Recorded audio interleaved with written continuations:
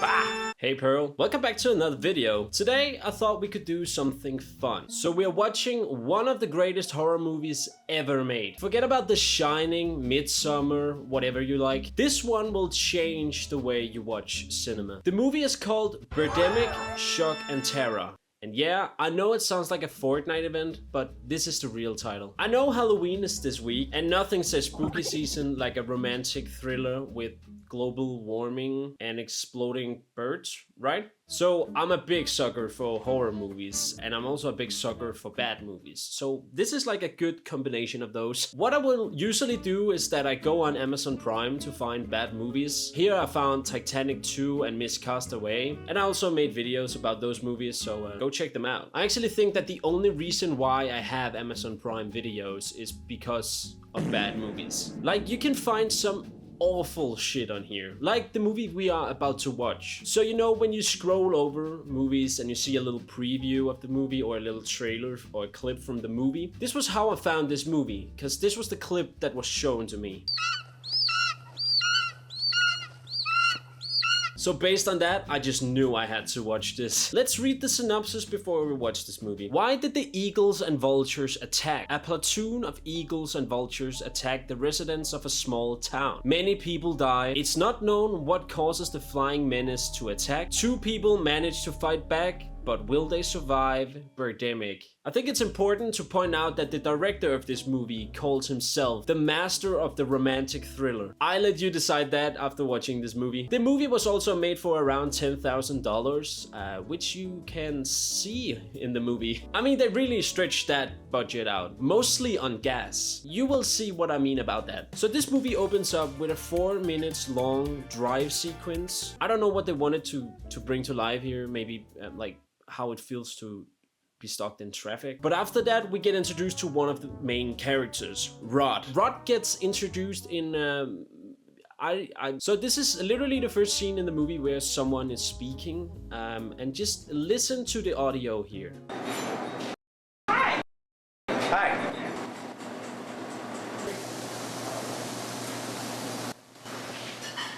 Here's the menu. Thank you. Here's the menu. What the fuck? It's so wild to keep this in the movie because this is the first scene that you like literally need to hook the viewer in, and then you mix this horrible dialogue in. So Rod sees this girl, which is the other main character, Natalie. We found out that he knows her from high school, so he basically runs up on the street on her, and they talk. I remember you now. You were my English class. I was. Really awkwardly, and then they exchange business cards, because that's what you do when you flirt with someone. I think I need to do that. I don't have a business card yet, but I need to make one. I also have a girlfriend, maybe I shouldn't do it. So I think this is important to include. Rod is sitting here and watching the news. Here we get some climate change news. We learn that polar bears are dying because of like how hot the earth is. So this is like another thing, because this movie is also about climate change, and I think it's a really good message. I just don't think this is the right movie to do that in. So now we have to watch a 2-minute long sequence of Rod driving to work. Like, we literally see him tank his car and waiting in line on the highway. I think we will have got the point if you just shown him show up to work. We learn that Rod is some salesman for a company, and it sounds like he got a big sale. Can I place your order today? Great, thanks. We appreciate your business. Woohoo! What the hell? So meanwhile, we also see Natalie on her job. She works as a model, and suddenly her agent calls her and says that Victoria's Secrets wants her to be the front cover model. And listen to her ringtone. So Rod also calls her to ask her out. So how about dinner to celebrate your success? That was fast. And they go on a date. They flirt, they talk about cats and other stuff. And luckily I had subtitles on for this movie, because I literally couldn't understand some of the words because the background noise just plays over the clips of them talking in the restaurant. So what's your plan? Family, kids? Whoa, now this is getting serious. I'm just curious. What? It's also here we see some of the birds for the first time. It looks like a Pokemon. That's what it is. And now comes one of the weirdest scenes in this movie. They go clubbing.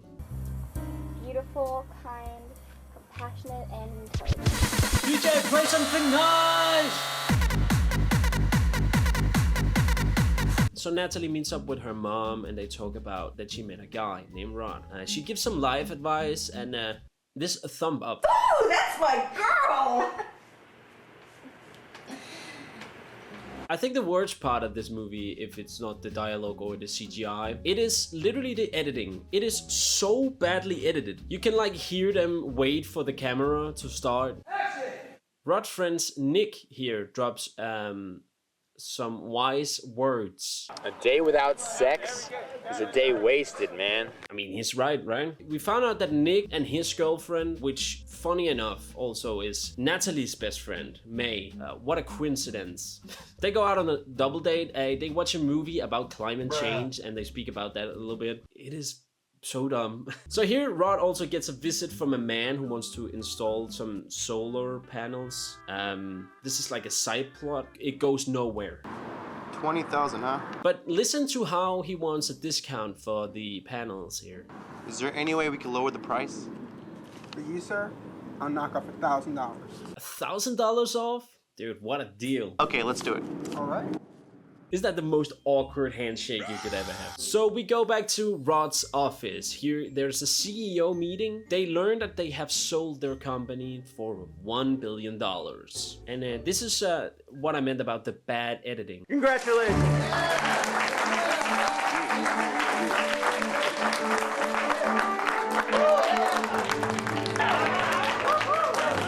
So this is like the worst applauding scene ever. It's like, you know, they said action and then woo, yeah, woo.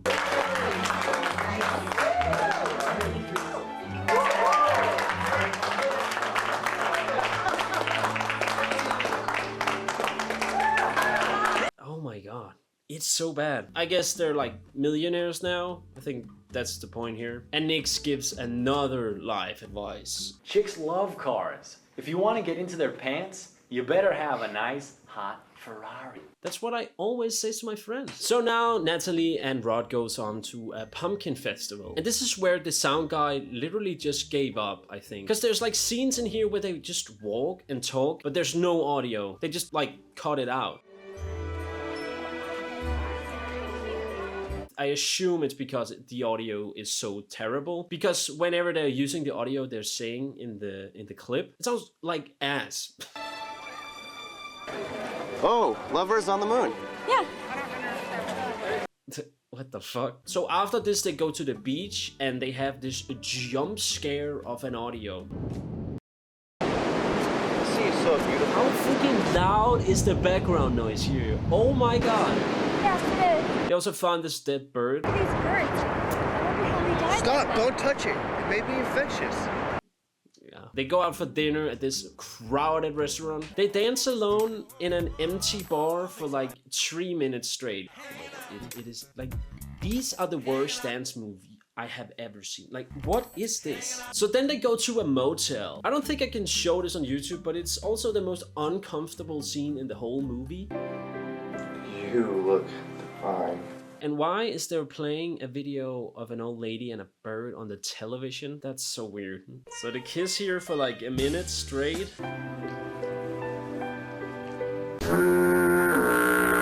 Ew, what is that? Why does she have dirty feet? Oh my god, that's disgusting. Ugh.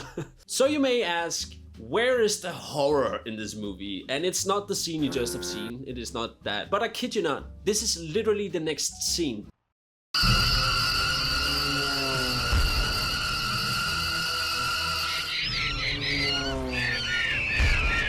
Like, what the fuck is going on? So all these birds are flying around the town and exploding into things. They're flying into things and explode. I didn't know birds could do that. I could say it's the worst CGI you will ever see in a movie, but you already know that, right? So Natalie and Rod wakes up because of the sounds of these birds fucking terrorizing this whole city. And we get a classic horror scene where like the batteries to the phones have died.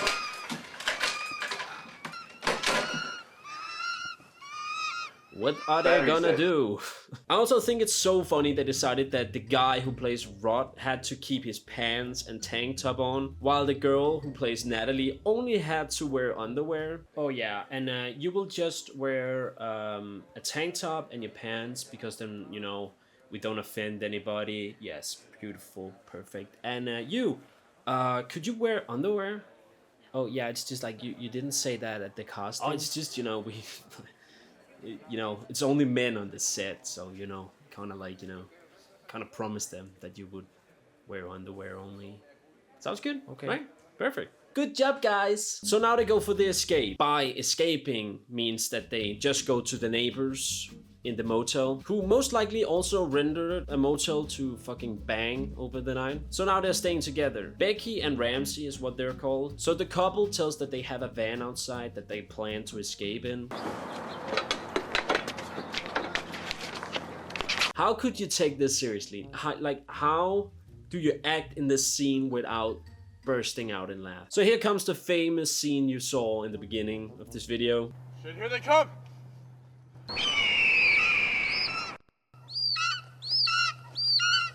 You could also see like the guy who plays Rod, he thinks it is too funny. So Ramsey, who owns the car, literally has a full automated gun in his car, as you do. So we get like a wild chasing scene where they shoot out of the window here. It's great. It's so good. So they find these kids whose parents are dead, and 2 minutes later the kids are like, we're okay, we're just hungry, we need candy. I'm hungry. I've been under the car for a long time. Yeah, me too. I'm starving. While this rescue scene is taking place, there's like 50 cars driving by. Not everybody is like afraid of those birds. It's so funny, the way they just show these birds is like the same animation, and every time they shoot a bird, it's like the same animation of the same bird gets shot in the exact same way. So now they're on the road. They need to find some food, so they drive into this tank station. Here they get some snacks and gets attacked again. So this is basically the premise for the rest of the movie. They just move to a different place and get attacked by the birds. But I don't know what the plan is here. So they just go out to the beach here and have a picnic. It's like a really friendly scene. I don't know why the birds cannot come out there, but if you have something Birdemic lore, let me know, please. They also meet this old man at a bridge. Meet Dr. Jones. He tells them about global warming. He tells that this caused the viral disease in these birds. So he basically has this whole monologue about global warming. In fact, in the last few years, 40 species become extinct because of global warming. Really inspiring. It is a great message, but it's just the wrong movie, buddy. So moving up the pace a bit here. So here they hold in for Becky to take a shit. They literally say this. Where's Becky? She's taking a shit. Becky then tries to take a shit. Oh shit. Natalie kills the bird, but Becky is dead. What a shitty way to go. And Ramsey's emotional reaction here really has to sink in. So now comes the scene where they have to save some people on a bus. I just love how they all just stand there and does nothing. They just wait for the birds to attack them, basically. Why would they not go into the van? They just stand there and look confused. So I think what they try to show here is that the birds piss on them or shit, I don't actually know, and then attack them, which ends up killing the whole group, including Ramsey. Listen to Rod's line here. I'm going out there to save them. Don't go. If you go out there, you'll die. They're dead already. Yeah, you're right. Yeah, you're right. I don't want to go out there. So there's a couple more scenes here where they just drive and then the birds come back. At one point, they meet this guy. Howdy. So he tries to rob them for their gasoline, but he gets attacked by a bird. So I don't know how they end up here, but now they're in a forest. Here they meet a man who lives in a tree house. Peace, man. He talks about how the forest is not the same as it once was. Again, great message. Wrong movie, buddy. So then a mountain lion roars and they're like, you know, I think we have to get out of here. And they of course get lost. Now the forest catch fire and it looks very dangerous. Thankfully, they make it out alive. So they're driving a bit and then they find May's car, Natalie's friend from earlier. They found out that both Natalie and Nick has died, but holding hands, they died as lovers. Beautiful. beautiful. So this is the ending now. They run out of gas. Damn it, we ran out of gas. And now they go out for fishing, because fish would literally not attract birds, right? Basic horror movie thinking. And this is so funny. They catch a fish, they make a fucking whole meal and serve it on a plate. And then the kids are like, No, I want a Happy Meal. we want Happy Meal. So here comes the birds again. They run back to the van and the bird starts to attack the van. It looks like this is the end. It looks like all hope is out. But wait, here comes a group of seagulls and they literally chase the eagles away. It sounds like, you know, like a baseball match. The seagulls versus the eagles. And they stand there watching the birds fly away. Honestly, like, the final shot here looks actually really good. I mean, that's absolute cinema. And then the credits starts to roll. Wow. Beautiful. What a movie. And that's Birdemic, Shock and Terror. And honestly, it's everything a horror movie needs. Romance, exploding equals, a beautiful ending. And sometimes horror isn't about monsters, but bad sound mixing and bad CGI, right? I just thought this could be a funny little Halloween video, so happy Halloween everybody. And if your life is falling apart, just remember you didn't make Birdemic, Shock and Terror. Alright, thank you so much for watching, Pearl. If you would like this video, it will mean so much. And remember to subscribe to the channel, because then you will become a part of Pearl. What is Pearl, you may ask? It's what I'm calling my subscribers. So if you want to become a Pearl, click subscribe here. Here. That's it. See you next time when I'm talking about something I don't know yet. Alright. Bye.